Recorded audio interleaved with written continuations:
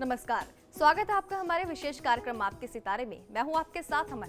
राशियों में मौजूद ग्रह नक्षत्र सितारों के प्रभाव के बारे में जानना हर व्यक्ति के लिए जरूरी है। तभी तो हम आपके सितारे में लाते हैं आपकी हर जिज्ञासा, परेशानी का समाधान, बताते हैं आपके सितारों की चाल और दिन का हाल। साथ ही आचार्य जी बताते हैं खास महामंत्र। आचार्य जी हमें पिछले कई दिनों से घर के पूजा घर में रखे सामान का महत्व बता रहे हैं। इसी कड़ी में आज आचार्य जी बताएंगे शंख, जल, कलश, कौड़ी और तांबे के सिक्के का महत्व। तो देर कैसी, शुरू करते हैं आज का आपके सितारे। क्या आप जानते हैं पूजा में शंख, जल, कलश, कौड़ी और तांबे के सिक्के का महत्व? तो जानिए पंडित वैभव नाथ शर्मा से हिंदू पूजन प्रतीकों का महत्व। आपके सितारे में आप अपनी हर परेशानी का हल प्राप्त कर सकते हैं और अपने सवाल पूछ सकते हैं। स्टूडियो में साथ देने के लिए मौजूद है विश्वविख्यात ज्योतिषाचार्य और वास्तुशास्त्री पंडित वैभव नाथ शर्मा। आचार्य जी आपका हार्दिक स्वागत। जी नमस्कार। तो यदि आप भी अपनी कुंडली के ग्रह नक्षत्रों से परेशान हैं या कार्य, व्यापार, परिवार की चिंता कर रही है आपको परेशान, तो आप भी हमें कॉल कर सकते हैं। हमारे नंबर्स लगातार आपकी टीवी स्क्रीन पर फ्लैश किए जाएंगे। आप हमसे सीधी बात कर सकते हैं। हमारा टोल फ्री नंबर है 180010263003। आप इस नंबर पर मुफ्त में कॉल करें। इसके अलावा आप हमें हमारे लैंडलाइन नंबर्स 012046463332 और 012046463327 पर भी कॉल करके हमसे सीधी बात कर सकते हैं। तो आइए सबसे पहले जानते हैं आचार्य जी से आज का पंचांग। जी बिल्कुल, आज का पंचांग इस प्रकार है। विक्रम संवत 2070 आषाढ़ मास चल रहा है और आषाढ़ मास के शुक्ल पक्ष की आज सप्तमी तिथि है। सोमवार का दिन है। नक्षत्र है हस्त, योग है शिव और करण है गर। चलिए बात करेंगे 12 राशियों की। सबसे पहले जानेंगे मेष राशि वालों के दिन का हाल।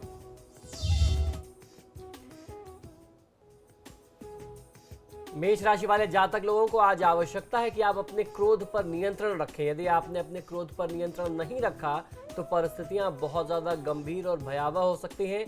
अपने किसी बहुत ही खास व्यक्ति से आज आपकी मुलाकात हो सकती है। कोई ऐसे व्यक्ति से जिससे काफी समय से आपकी मुलाकात नहीं हुई हो, लेकिन हो सकता है कि अधिक काम की वजह से आपको एंजॉय करने का, बहुत अच्छा समय व्यतीत करने का अवसर प्राप्त ना हो। श्री शनि वज्र पंजर कवचम का पाठ कर लेना आपके लिए सर्वोत्तम हो सकता है। जल्दीबाजी में कोई बहुत बड़ा काम, कोई बहुत बड़ा निर्णय आज मत करिए। चलिए बात करते हैं वृषभ राशि वालों की। जानेंगे कैसा रहेगा उनका आज का दिन।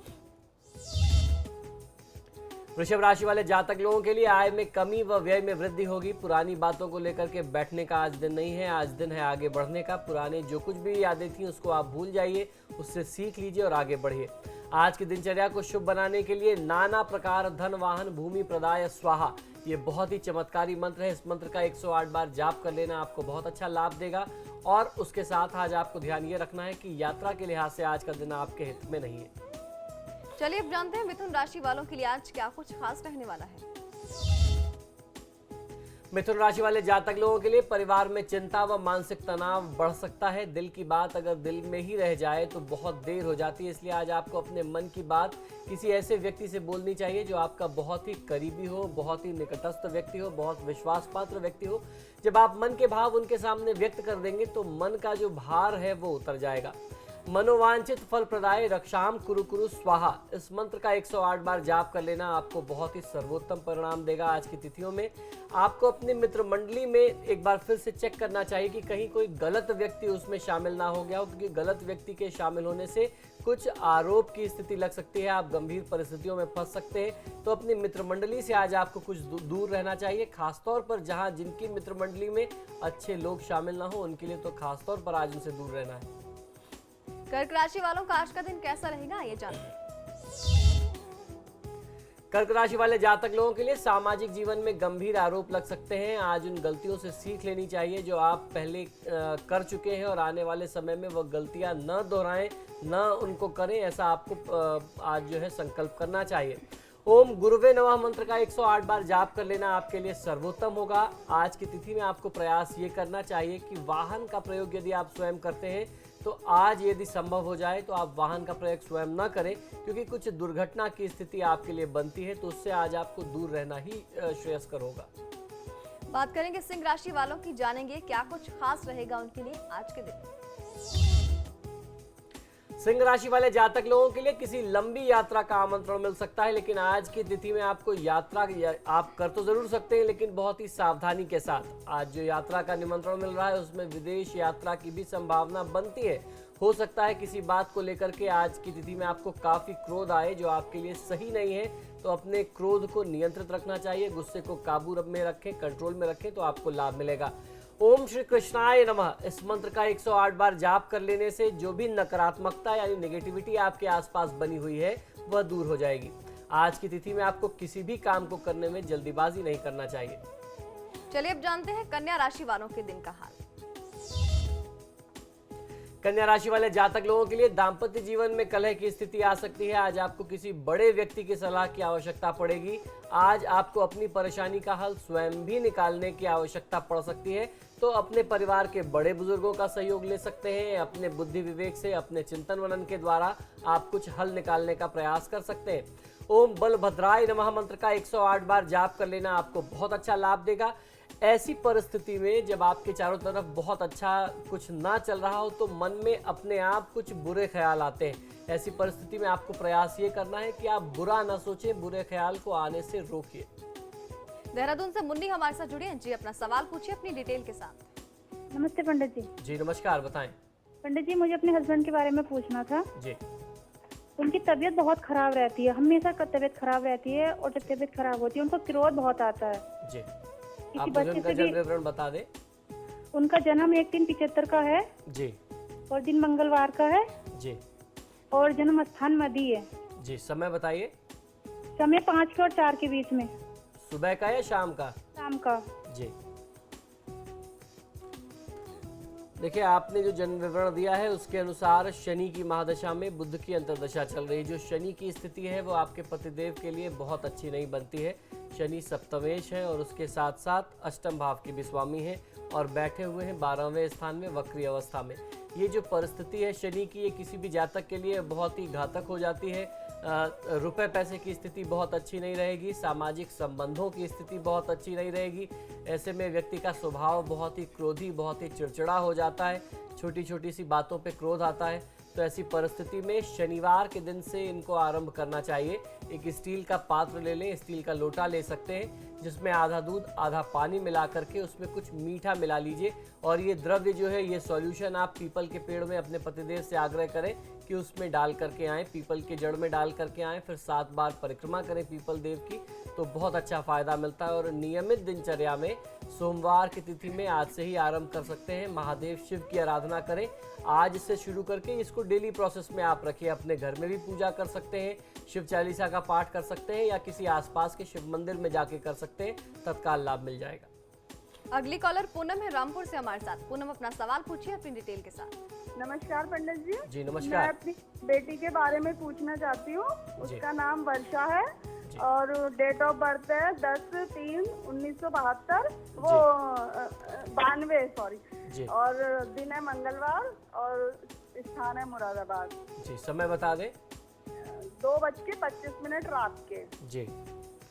तो मैं पूछना चाहती हूँ, वो मेहनत तो बहुत करती है सर, लेकिन उसको कोई फल नहीं मिलता है और वो मेडिकल में जाना चाहती है। जी।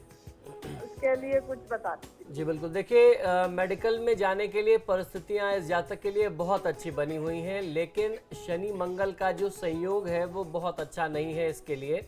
मंगल की स्थिति उच्च की तो जरूर है, लेकिन शनि के साथ जो संयोग बन रहा है उस कारण से ही इसका जो एकाग्र स्वभाव है वह नहीं बन पाता, यानी कंसंट्रेशन जो होना चाहिए वह नहीं हो पाता है। ऐसी परिस्थिति में इनके लिए सबसे ज़्यादा वर्तमान समय में अनिवार्य ये है कि ये हनुमान जी की आराधना करें, देवी दुर्गा की आराधना करें, और एक जिम्मेदार अभिभावक होने के नाते आपके लिए जिम्मेदारी ये है कि शनि के वैदिक मंत्रों का जाप करा करके शांति कराइए, बहुत अच्छा लाभ मिल जाएगा। अल्मोड़ा से प्रियंका हमारे साथ जुड़ी है। प्रियंका, अपना सवाल पूछिए, साथ ही अपनी डिटेल बताइए। जी हेलो पंडित जी, नमस्कार। जी नमस्कार, बताइए। सर, मुझे अपने पापा के बारे में पूछना है। जी बताइए। सर, उनका नाम सतीश तिवारी है और डेट ऑफ बर्थ है 20 फरवरी 1963 जी। और प्लेस है अल्मोड़ा। एंड सर, टाइम तो मुझे इतना कंफर्म नहीं है, बट शायद शाम के 8 बजे का है। जी। सर मुझे जानना है कि सर मतलब घर में बहुत चिड़चिड़ापन रहता है, देन ये ड्रिंक भी बहुत करते हैं। जी देखिए, जहाँ तक आपके पिताजी के स्वभाव की बात है, जो कुछ लक्षण आपने बताए, समय आपको पूरी तरीके से कंफर्म नहीं है। रात में 8 बजे के अनुसार जो आपने कुंडली बताई है उसके अनुसार काफ़ी हद तक लक्षण मिलते हैं। जो भी स्थिति आपने बताई है, बृहस्पति की महादशा में शनि की अंतर्दशा है और उसके साथ साथ सूर्य का प्रत्यंतर है। शनि की अंतर्दशा और सूर्य का जो प्रत्यंतर है, इसने आपके पिताजी का काफ़ी अच्छा खासा नुकसान कर रखा है। वर्तमान समय में इनकी कुंडली से पता चलता है कि आर्थिक समस्या बहुत ज़्यादा होगी, पारिवारिक स्थिति बहुत अच्छी नहीं होगी। इनकी कुंडली में कुछ बहुत ख़राब से योग बन रहे हैं, जैसे शनि और बुध का केतु के साथ बैठना, ये बहुत अच्छा संयोग नहीं माना जाता ज्योतिष में। मंगल का राहु के साथ बैठना, मंगल जिस परिस्थिति में है वह नीच की अवस्था कही जाती है। तो ऐसी परिस्थिति में सबसे ज़्यादा आवश्यकता है कि शनि बुध केतु राहु और मंगल, इन सभी ग्रहों के लिए जाप करा करके शांति कराएं, या देवी भगवती का यदि कोई अनुष्ठान करा लेते हैं, जैसे दुर्गा सप्तशती का पाठ कराते हैं, तो जितने भी क्रूर ग्रह हैं उनकी शांति तत्काल होती है। तो इनमें से कोई भी अगर आपको जो भी ठीक लगता हो, आपके पिताजी जो भी उपाय करवा सकते हो वो कराना चाहिए, और अपनी मित्र मंडली से दूर रहने का प्रयास करेंगे तो फायदा मिलेगा। भगवान विष्णु के जो अलग अलग स्वरूप हैं, चाहे वो भगवान श्री राम का स्वरूप हो, भगवान श्री कृष्ण का स्वरूप हो, जिस भी स्वरूप में भगवान श्री विष्णु की ज़्यादा से ज़्यादा आराधना करें आप और आपका परिवार, तो भी फायदा मिलेगा। महोबा से सपना हमारे साथ जुड़ी है। सपना, अपना सवाल पूछिए, साथ ही अपनी डिटेल बताइए।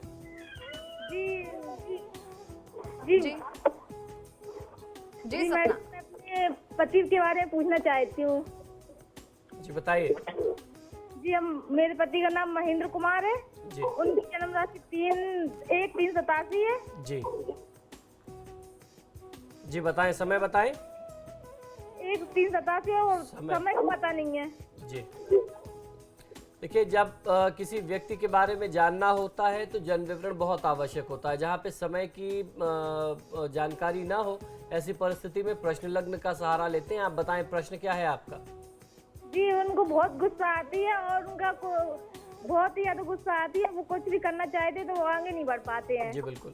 देखिए, इनके प्रश्न के अनुसार जो आपने प्रश्न किया, चंद्रमा की महादशा में शनि की अंतर्दशा है। चंद्रमा जो है वह 12वें भाव का स्वामी है। शनि की जो स्थिति है वह 6ठे और 7वें भाव का स्वामी होकर के तीसरे स्थान में बैठा हुआ राहु के साथ उच्च की स्थिति में बैठा हुआ है। तो ये जो परिस्थितियां हैं, निश्चित ही किसी भी जातक के लिए बहुत ही संघर्ष की स्थिति बताता है। बहुत ही क्रोध और बहुत उत्तेजना का दौर किसी व्यक्ति के जीवन में जाता है, ये ऐसा दर्शाता है। ऐसी परिस्थिति में भगवान श्री कृष्ण की आराधना बहुत ज़्यादा फलदायी होती है, क्योंकि हमारे धर्मशास्त्रों में ये बताया गया है कि शनिदेव के अगर कोई इष्ट है तो भगवान श्री कृष्ण है। तो जिस व्यक्ति के लिए शनिदेव की स्थिति बहुत अच्छी ना हो, शनि ग्रह की स्थिति कुंडली से या प्रश्न लग्न से बहुत अच्छी ना आ रही हो, ऐसे में जब आप भगवान श्री कृष्ण की साधना और आराधना करते हैं तो बहुत अच्छा फायदा मिलता है।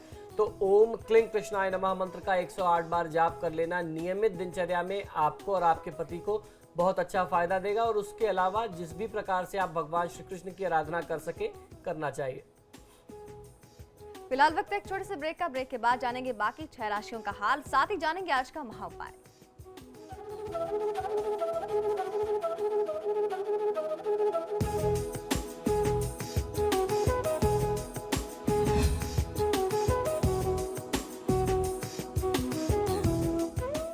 ब्रेक के बाद आपका स्वागत है। चलिए आगे बढ़ते हैं। अब जानते हैं तुला राशि वालों के दिन का हाल। तुला राशि वाले जातक लोगों को आज कुछ शुभ समाचार प्राप्त होंगे। धन अधिक खर्च हो सकता है। अगर किसी अच्छे काम को करने में कुछ धन खर्च होते हैं तो उन्हें करना चाहिए, उसमें कोई बुराई नहीं है। आज जहां भी पैसा लगाएंगे वहां से आपको बहुत अच्छे रिटर्न मिल सकते हैं। आपको धन की वापसी बहुत अच्छे तरीके से होगी। आज की तिथि में भगवान श्री राम की आराधना करना आपके लिए बहुत ही श्रेष्ठ फल लेकर के आएगा। ओम श्री रामाय नमः मंत्र का 108 बार जाप कर लेना आपके लिए सर्वोत्तम है। आज की तिथि में आपको अपनी तरफ से प्रयास ये करना चाहिए कि आप स्वयं अपनी तरफ से किसी को अपशब्द न कहें, किसी का अपमान न करें। चलिए अब जानते हैं वृश्चिक राशि वालों का आज का दिन कैसा रहने वाला है। वृश्चिक राशि वाले जातक लोगों के लिए, खासतौर पर नौकरी पेशा वाले जातक लोगों के लिए आज जिम्मेदारियां बहुत ज्यादा बढ़ेंगी। कोई लंबा प्रोजेक्ट शुरू करने के लिए आज का दिन बहुत ही शुभ हो सकता है। पैसे के महत्व को समझना चाहिए और फिजूल खर्ची से बचना चाहिए आज की तिथि में। आज की तिथि को शुभ बनाने के लिए भगवान श्री हनुमान की आराधना कर लेना, ओम हनुमते नमः मंत्र का 108 बार जाप करना आपको सर्वोत्तम लाभ देगा। आज की तिथि में आपको अपने तरफ से किसी की बुराई नहीं करनी चाहिए।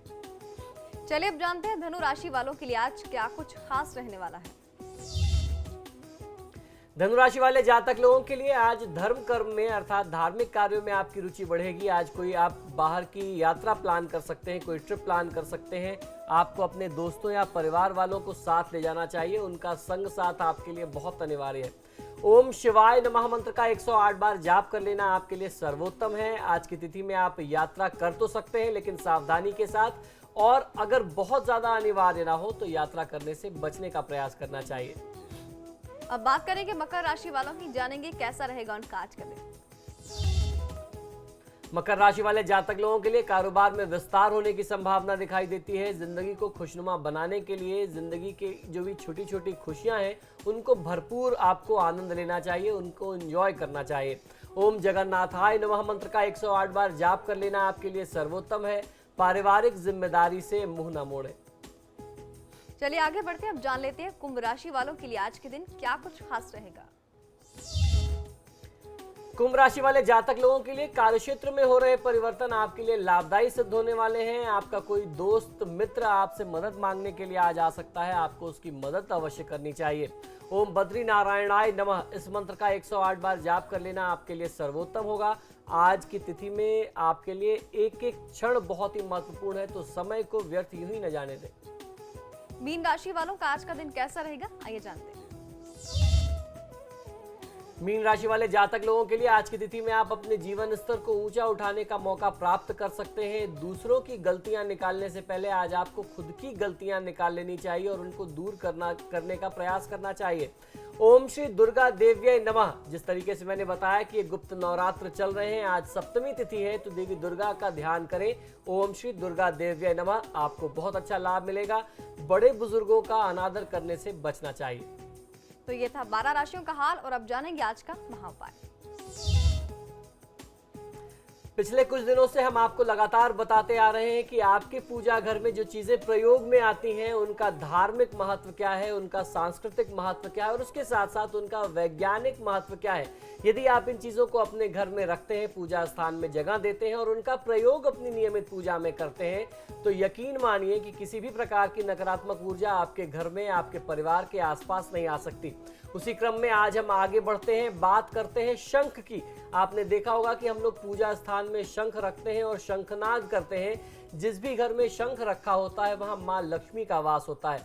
हमारे धर्मशास्त्रों के अनुसार शंख को मां लक्ष्मी का भाई माना गया है, भगवान विष्णु का साला होता है और कोई भी व्यक्ति अपने साले का ध्यान जरूर रखता है। अगर उसकी सेवा होती है तो वह व्यक्ति भी प्रसन्न होता है और उसके साथ साथ बहन की कृपा तो मिलती है। तो जब आप शंख को रख करके अपने घर में पूजा करेंगे तो बहन और उसके साथ साथ बहनोई यानी मां लक्ष्मी और भगवान विष्णु की कृपा आपके घर में बहुत अच्छे से बनेगी। शंख सूर्य व चंद्रमा के समान देव स्वरूप माने जाते हैं, जिसके मध्य स्थान में वरुण देवता का स्थान होता है। पृष्ठ में ब्रह्मा यानी पीछे की तरफ जो है, पीठ की तरफ वो ब्रह्मदेव का स्थान होता है और अग्रभाग में यानी आगे के स्थान में जहां वो एक गड्ढा नुमा होता है वहां मां सरस्वती और उसके साथ साथ गंगा आदि तीर्थ नदियों का वास माना गया है। तीर्थाटन से जो भी लाभ मिलता है वही लाभ शंख के दर्शन और पूजन से मिलता है। शंख के माध्यम से सिंचित जल से अगर आप सिंचन करते हैं, जल का छिड़काव करते हैं, तो आप उसी लाभ को, उसी पुण्य को प्राप्त कर सकते हैं जो आप गंगा या किसी भी तीर्थ में स्नान का प्राप्त करते हैं। अब मैं आपको बताता हूं कि जल कलश, जो भी जल कलश आप अपने पूजा स्थान में रखते हैं उसकी क्या मान्यता है। जल से भरा हुआ कलश देवताओं का आसन माना जाता है। दरअसल हम जल को शुद्ध तत्व मानते हैं जिसमें आप देवी देवता का आवाहन करते हैं। आपने देखा होगा अभी गुप्त नवरात्र चल रहे हैं और नवरात्रि के दिनों में भी आपने देखा होगा कि एक मिट्टी के पात्र में कलश भर के ही उसमें आप देवी का आवाहन करते हैं। इसी जल कलश की बात हम कर रहे हैं। इसमें देवी देवता आकृष्ट होते हैं, इसी में उनका आवाहन करके उनको स्थापित करते हैं। इसे मंगल कलश भी कहते हैं। एक कांस का या तांबे का जल कलश में जल भर करके उसमें आप उनको आवाहित करते हैं। अगर किसी धातु का नहीं मिलता तो सबसे शुद्ध जो हमारे यहाँ माना जाता है वह मिट्टी का कलश माना जाता है। उसमें जल भर के उसमें कुछ आम के पल्लव डाल करके, आम्रपत्र डाल करके उसके मुख पर नारियल रखा जाता है। कलश पर रोली से स्वास्तिक का चिन्ह बनाते हैं, ओम का चिन्ह बनाते हैं। उसके गले में मौली यानी ये जो नारा हम लोग बांधते हैं हाथों में, इसको गंडे को बांधते हैं। ये बांध करके जल कलश में पान और सुपारी भी डालते हैं और उसके बाद आवाहन की प्रक्रिया शुरू करते हैं, वो कर्मकांड की प्रक्रिया है। तो ये जो चीज़ें हैं ये बहुत ही महत्वपूर्ण भूमिका निभाती हैं हमारे आपके किसी भी यज्ञ अनुष्ठान में। उसी क्रम में कौड़ी की क्या भूमिका है, आइए ये भी मैं आपको बताता हूँ। पुराने समय से कुछ ऐसी परंपराएं या उपाय प्रचलित हैं जिन्हें अपनाने पर देवी लक्ष्मी की कृपा प्राप्त होती है। पीली कौड़ी को मां लक्ष्मी का प्रतीक माना जाता है। एक एक पीली कौड़ी को अलग अलग लाल कपड़े में बांध करके घर में स्थित तिजोरी में या अपने जेब में रखने में धन में वृद्धि होती है, ऐसा हमारे शास्त्रों का मत है। और इसे अगर आप अपने पूजा स्थान में रख करके आप इनकी पूजा करते हैं तो ये मान लें कि आप साक्षात मां लक्ष्मी के स्वरूप की आराधना कर रहे हैं। इसी क्रम में तांबे के सिक्के का भी बहुत ज्यादा महत्व हमारे शास्त्रों में बताया गया है। तांबे में सात्विक लहरें उत्पन्न करने की क्षमता होती है जो अन्य धातुओं की अपेक्षा तांबे में कहीं ज्यादा। इसीलिए आपने ये अनुभव किया होगा कि पूजा पाठ की जो चीजें हैं अधिक से अधिक तांबे की ही प्रयोग की जाती हैं। कलश में उड़ती हुई लहरें वातावरण में प्रवेश कर जाती हैं। यदि कलश में तांबे के पैसे डाले जाते हैं तो इससे घर में शांति और समृद्धि के द्वार खुलते हैं। देखने में ये उपाय छोटे तो बहुत लगते हैं, लेकिन इनका जो प्रभाव है वो बहुत ही लाभकारी, बहुत ही जबरदस्त होता है और बहुत ही लॉन्ग टर्म के लिए, यानी आपके परिवार में बहुत लंबे समय तक इसका प्रभाव रहता है। तांबे के सिक्के का प्रयोग जो है ग्रहों के दोष निवारण के लिए, खासतौर पर मंगल और सूर्य के दोष निवारण के लिए भी करते हैं। आप जल में प्रवाहित करते हैं, या अगर कोई तांबे का सिक्का आपको मिल जाए जिसमें बीच में छेद हो तो आप उसको लाल धागे में गले में भी धारण करते हैं, इससे भी शुभत्व की प्राप्ति होती है।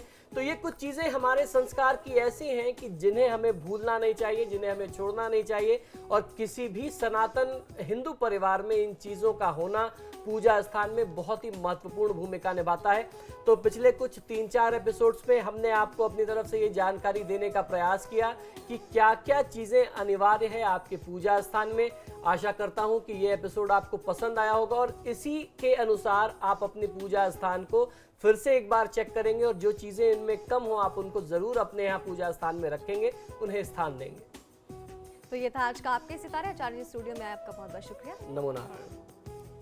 तो आपके सितारे में आज के लिए बस इतना ही। कल फिर होगी मुलाकात, तब तक के लिए नमस्कार।